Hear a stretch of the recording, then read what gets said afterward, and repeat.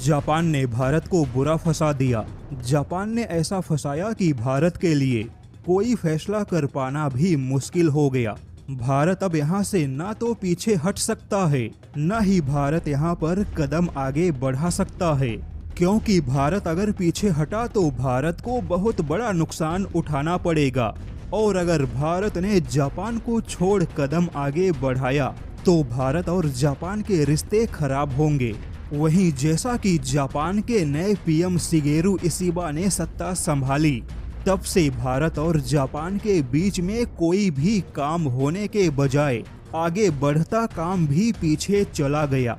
दरअसल यह पूरी खबर पीएम मोदी के सबसे महत्वाकांक्षी परियोजना बुलेट ट्रेन को लेकर है।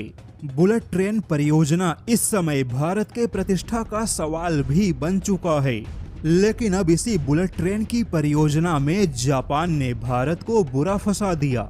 जैसा कि बुलेट ट्रेन परियोजना पहले से ही काफी देरी का सामना कर रहा है, लेकिन अब यहां से पीएम मोदी अगले 2 सालों में किसी भी हाल में बुलेट ट्रेन को चालू करना चाहते हैं।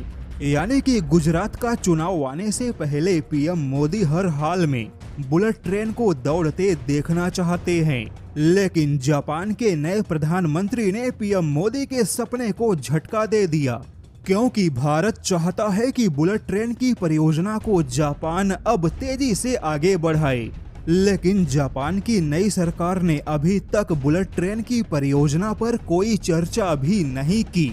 वहीं हिंदुस्तान टाइम्स के रिपोर्ट के मुताबिक भारत ने बुलेट ट्रेन परियोजना में जापान को छोड़ किसी यूरोपियन देश को शामिल करने पर विचार किया।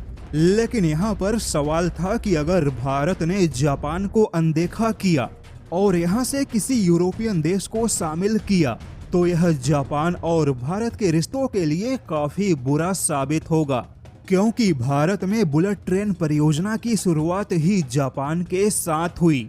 इसके अलावा भारत ने एक और विचार किया कि बुलेट ट्रेन परियोजना 2026 से पहले पूरा हो सके। इसके लिए बुलेट ट्रेन परियोजना के अलग अलग हिस्सों के लिए अलग अलग टेंडर जारी किया जाए, जिससे कि यह काम जल्दी से पूरा हो सके। लेकिन अब यहाँ पर बुलेट ट्रेन परियोजना का बढ़ता बजट भी भारत को परेशान कर रहा है, क्योंकि इसका बजट लगभग 15 अरब डॉलर के आसपास था। लेकिन समय के साथ यह परियोजना और ज्यादा महंगी हो रही है। हालांकि अब यहाँ पर मोदी सरकार ने जापान के नई सरकार को थोड़ा समय देने का फैसला किया है। वहीं जापान की समस्या इस समय कुछ अलग ही है, क्योंकि जापान इस समय केवल और केवल अमेरिका के नीतियों पर ही चल रहा है और जापान अपने लिए कोई भी दिशा तय नहीं कर पा रहा है। ऐसे में जापान में लगातार बदलती सरकार ने भारत के बुलेट ट्रेन परियोजना के लिए चुनौतियां बढ़ा दी हैं।